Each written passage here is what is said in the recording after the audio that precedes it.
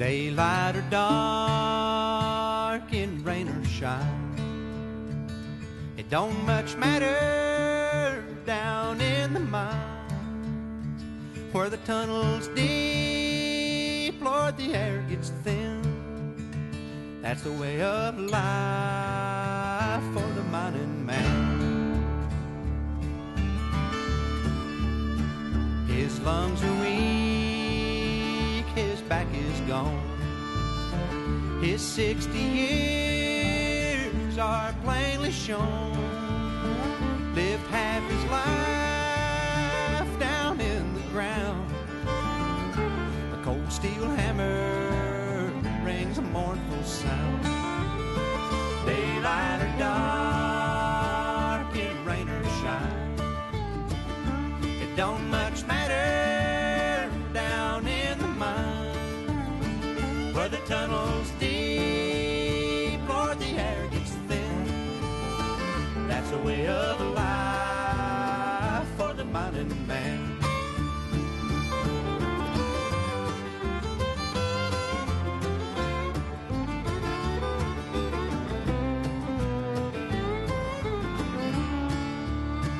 I'll tell you, son, he said to me, there's just two things I pray to see.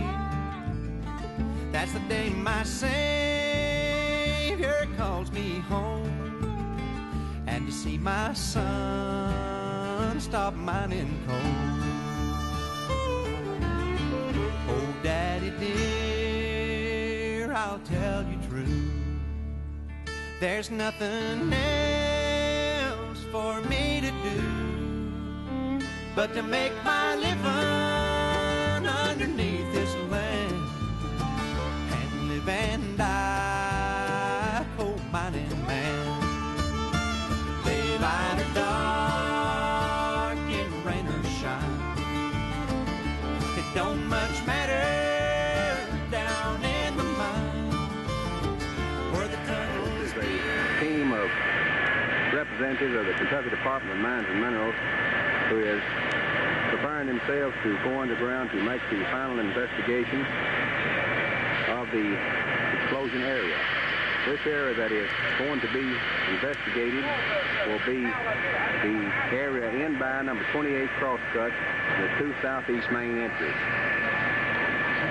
This investigation is being led by the Department of Mines and Minerals, Mr. H.N. Kirkpatrick, and Mr. Sam Johnson, who is Deputy Commissioner of the Department of Mines and Minerals.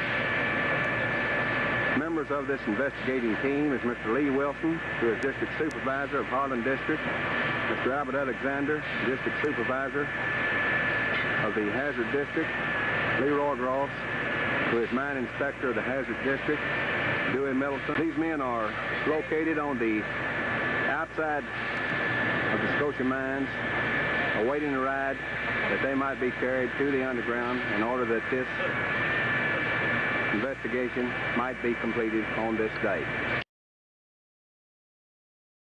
Scoop, which was backed up against the battery charger, and on investigation found that the batteries on this scoop was connected to the charger circuit. This is up number 3 entry, the first left, the location of a roof bolter that was in process of bolting top at the time of the explosion. These are pins that were blown from the top of the roof bolter. This is the roof bolter itself in position at the time it was being used by the operator. A large piece of rock that you see in the center of the screen fell from the roof down on top of the roof bolter, probably after the time, sometime after the first boom being raised again the roof,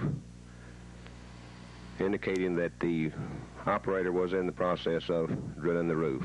This is another scene of the rock found on top of the bolter upon investigating by the crews. This is a shot of the torque car in the headings of number 4 entry in under the boom of the continuous mining machine, indicating that it was in the process of being loaded at the time of the first explosion. Scene of the continuous miner against the face of the coal, removing the coal from the face, loading it into the shuttle car. The operator was positioned at this location here at the time of the explosion. This is a shot of his lunch kit and thermos bottle, part of his lunch still on the deck of the continuous miner. This is the operator's seat. It did not appear. This is a scene of his lunch bucket, a shot of his lunch bucket. This is a scene off of the right of number 4 entry going over to pick up number 5 entry. This was the location where we reported that the 6 men had barricaded themselves after the first explosion occurred. 2 men had left the barricade and moved out by the barricade. This is a shot of the power box which supplied power for the low voltage circuits up in the first left off of the 2 southeast main. As you can see, this box was pretty well torn up, blown over on its side, up number 4 entry in by the 7200 volt box. This is a scene of the water deluge box out at the head of the first left off of the 2 southeast. This is a scene of the belt drive itself. This was the belt drive that brought the coal away from the face area of the 1 left panel off of the 2 southeast main. At the time of the explosion, this belt was completely assembled, intact, and after the explosion, this was the condition of the belt drive. As you can see, there was a great force from this explosion that apparently came from the face of the first left entries, working its way out to the mouth to the 2 southeast main. This belt drive was located in the number 3 entry.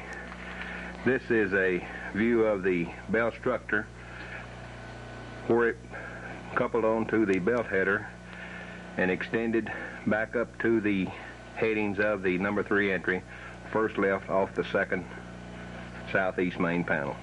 This is the starting box for this belt drive. It normally would be sitting in an upright position on the runners that you see at the top of the screen.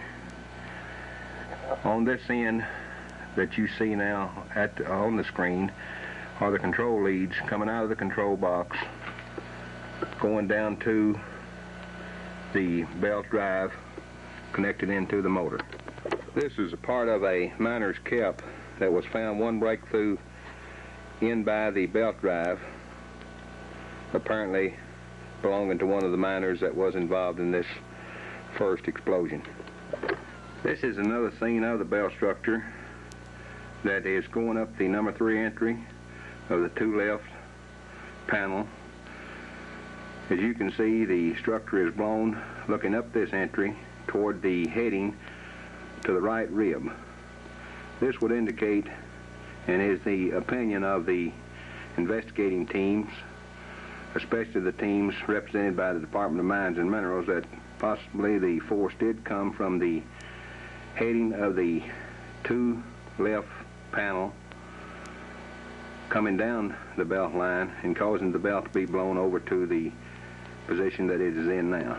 We're continuing on up the number 3 entry, which is the belt entry.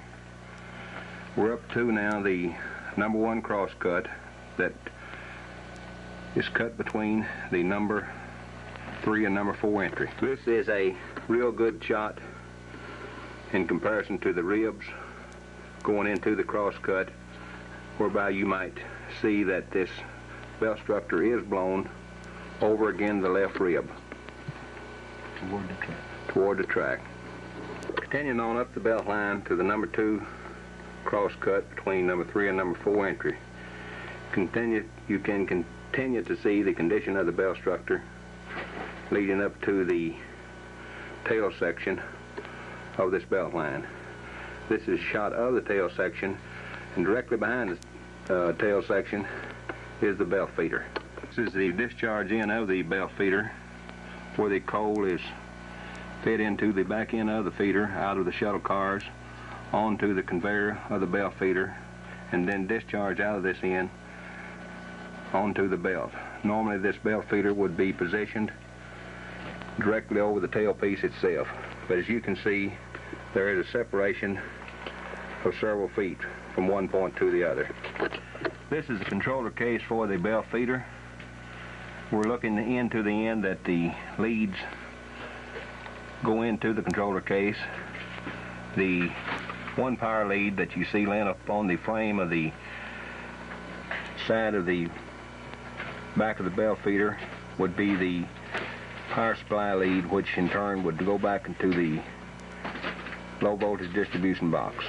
This is one of the torque cars that is used to transfer the coal from the face area to the belt feeder. The top cover over the reel is missing from this car, as well as the side cover. This is the top cover that is gone from this car. It is approximately 15 feet away from the car, indicating that it could have been blown from the car as a result of the force of the explosion. We have moved back up to the roof bolter, which was located in the number 2 entry in the crosscut going over to number 3. As mentioned before, it appeared that the roof bolter operator was in the process of roof bolting at the time of the first explosion. You will notice a pin extended up into the roof, indicating that he was preparing this place or in the process of roof bolting this place. The support jacks or the canopy was in the raised position, again the roof. The rock that was mentioned earlier in the tape again is shown at this time. This rock was the result of a fall on top of this roof bolter, falling from the roof directly above. There is a possibility at the time that this rock did fall and hit onto the frame of the roof bolter, it would be possible for a spark or an arc and could possibly be a source of ignition. As mentioned before, though, this would be just speculations, and it's not to be said that we're suggesting that this is the source of ignition.